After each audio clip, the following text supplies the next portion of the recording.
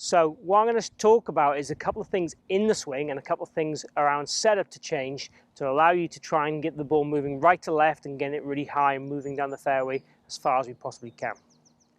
Now, a lot of golfers I see tend to be very what I call steery off the tee and get very scared of hitting it hard. You've got to hit it hard with the drive off the tee and use this as an advantage to get the ball down the fairway. That's my philosophy. You know, move it past the trouble if we can, but try and keep it in play. No destructive drives, but hit it committed. Hit it aggressively. That's the answer for the start of this kind of clip. Now, second thing I want to talk about with the driver is we have to, obviously if we want to hit it high, we have to tee it high.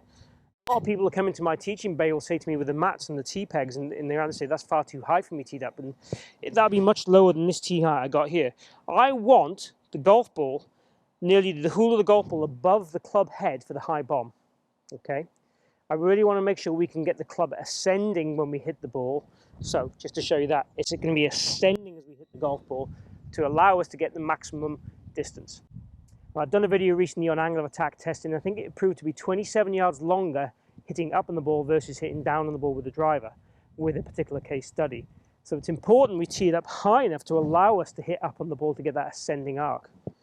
So other things we're going to do, if we take our stance and put our feet together and put our left toe opposite the ball. Now if we move our right foot away to shoulder width, leaving the ball opposite our left toe, that's going to give us our ball position slightly further forward than we normally have it, again to get a slightly even more ascending blow and to allow us to get the ball launched up in the air.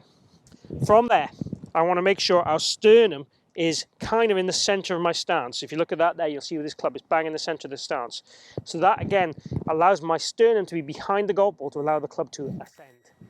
Stance width to be slightly wider than shoulder width, and I'm going to place weight onto my right foot about 55%. Now, the next thing I'm going to try and do is during the golf swing, as I swing down, I'm really going to try and let the club shallow by letting my hands work out. Hands out and the club shallow. So it'll almost feel like a baseball bat tank field swing from here, and then a lot of rotation, getting the club really throwing out to the right and up on the golf ball as fast and hard as I can. Lots of rotation with the body, but the club definitely head lagging behind this hands from this point of view here, like that, shallowing and moving to the right. So the setup is allowing us to help us hit up on the golf ball. The weight being on the right side can help us to hit up on the golf ball.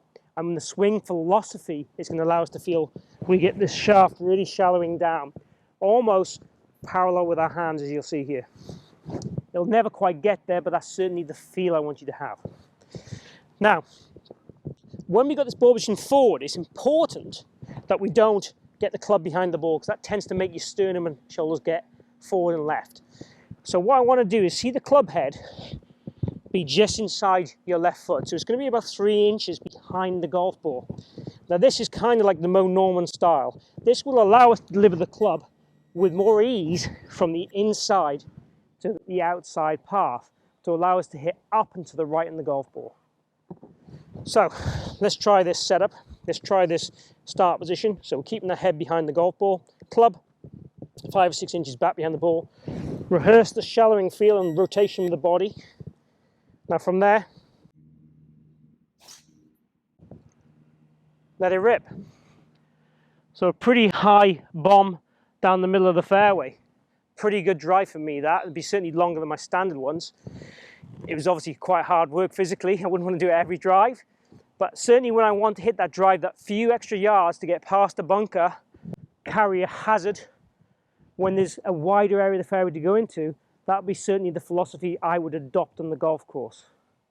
So, you know, when we've got to hit the ball into position, then we're going to hit committed drives or 3-woods or rescues off the tee to put ourselves into a zone or position every day for certain. When we want to hit a bomb, I mean, get past a lot of the trouble, why not try and be a bit aggressive and hit this high bomb technique? So in summary, ball opposite left toe, weight on the right side, sternum in the middle of the stance, club 5 inches back from the golf ball, shallow the shaft and allow it to follow up to the right as we hit the golf ball. If you've enjoyed the video, please click like down below. And if you haven't subscribed already, please do so. I've got regular content every week. And post any comments in the box. Let me know how your bombers are going.